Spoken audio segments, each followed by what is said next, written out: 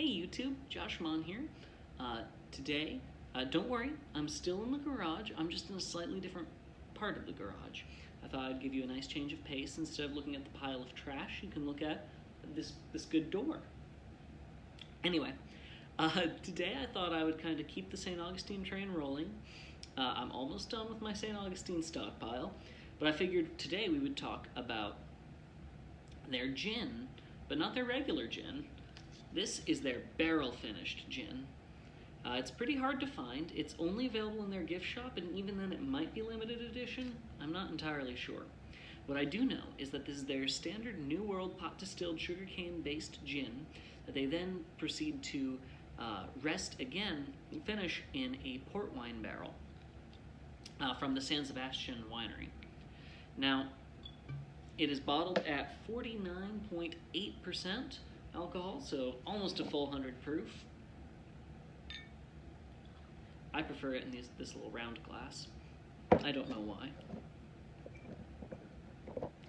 The back of the bottle says, "We are proud to present this rare limited release, distilled and hand-bottled in the nation's oldest city." By the way, I think earlier in one of my other videos I called St. Augustine North America's oldest populated city. It is simply the United States of America's oldest populated city. I apologize.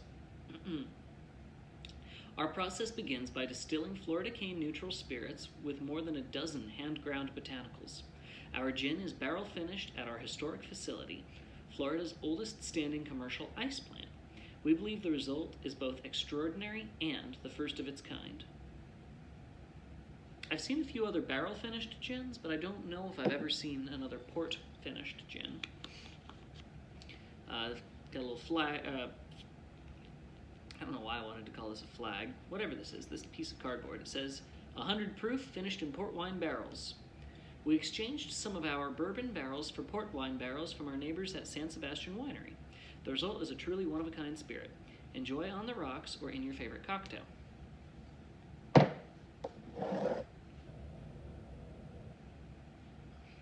On the nose, I'm getting juniper, red berries, and a strong barrel influence.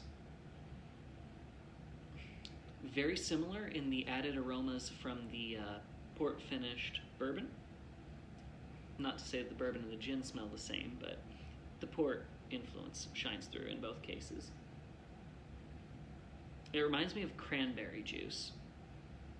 Not that it smells strongly of that, but the red fruit note kind of shines through as that. I'm sporting today my mug from the Manatee Cafe. If you do ever find yourself in St. Augustine and you're looking for some really good food, I always tell people that the Manatee Cafe is a lot of fun. It's like a cool, old school diner, but it's run by a bunch of, and I say this in the best possible way, a bunch of really neat hippies. They've got great veggie burgers. I'm not a vegan myself, but my wife is pretty much a vegan, so we ate there a lot. I loved their veggie burger. Really fun place, great atmosphere, kind people, and it's very easy to fall in love with it. Anyway. I'm a little scattered today.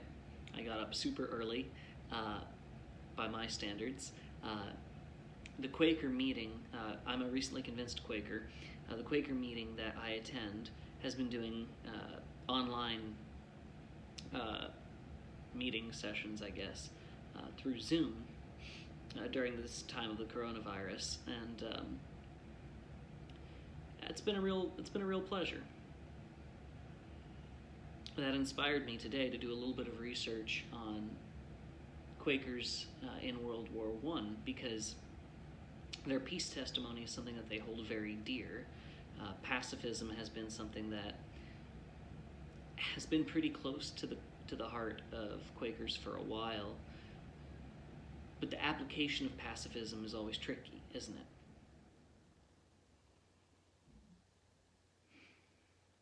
More herbs come out of this as it oxidizes a little bit. getting more of the citrus zest. Maybe mint? I almost want to say eucalyptus. A little bit of that cinnamon. Let's give it a taste.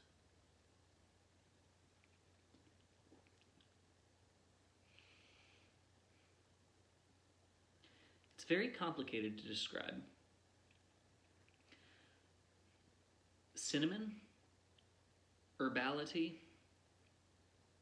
barrel vanillins, port, sweet sugar cane,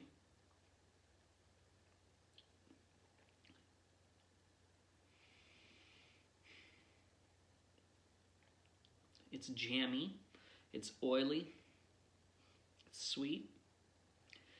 I wonder how similar this is to an Old Tom gin. I've never had an Old Tom. I think that it's a barrel-aged gin that is also sweetened. It's a more popular, more archaic style. I believe that was more popular in Europe in the centuries past.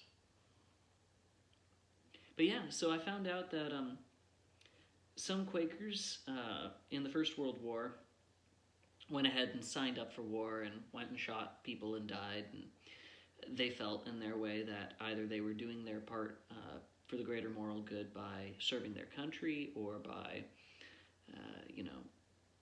they'd been fed a lot of stories about the evils of the enemies, and they believed that, maybe it was better to take one life if that one life is guaranteed to torture and take many more.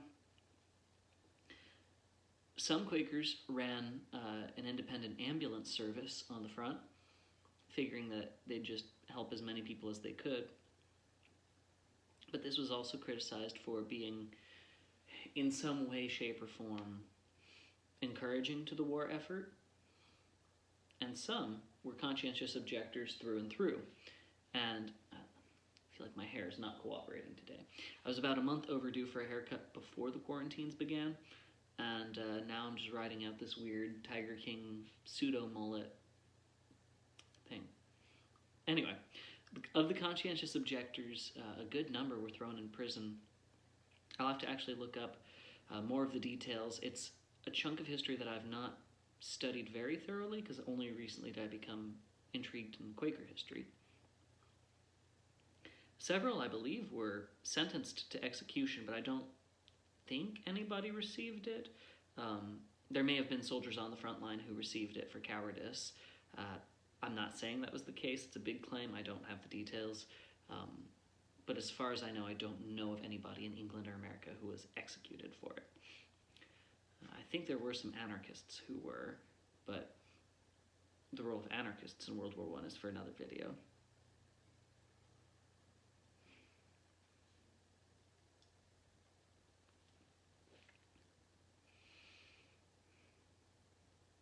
It's a rarer gin. It's more unlikely that folks will be able to find it, but it is very nice to drink, just neat.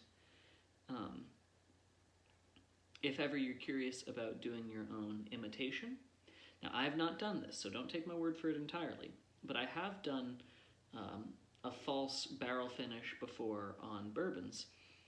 Some people who are much smarter than I am crunched the numbers, and the way that they reckoned was that a typical barrel, if you were using it to finish another spirit, so take a port barrel, and if you put, say, bourbon in there to finish your bourbon in the port barrel, the amount of port retained in the pores of the barrel shakes out to about 3/4 of an ounce per 750 milliliter bottle. So using these numbers, I ran a few test batches on, I don't remember which bourbon in particular. It was one of the cheaper, $20 a handle. But I finished one with 3/4 of an ounce of pisco, and another with 3/4 of an ounce of port. And I got several of my friends who don't have crazy refined palate, or I shouldn't say that. At the time, they hadn't focused their palates as strongly on the tasting notes of bourbon. These friends are significantly less picky than I am when it comes to their vegetables, so I shouldn't call them less sophisticated. Pardon the slip of tongue, my friends. But they couldn't pick out strictly what was different, but they could taste differences between them. Interestingly, they tended to prefer the Pisco finished bourbon to the port finished bourbon. So that's an experiment I'd like to run another time. But if you get a gin that you really like and you want to get sciencey, maybe pour 3/4 of an ounce of a port that you really like into it, shake it all up, let it sit for a little bit, and see if you like the added sweetness and jamminess. I think it plays quite nicely with it, and it's not like the history of mixing gin with sweet red wine is completely unknown. Anyway, thank you for listening. I hope that you guys are all doing well out there. It's strange times, but we'll get through it, and if we don't, then this will be a really funny set of last words. Have a great day, y'all.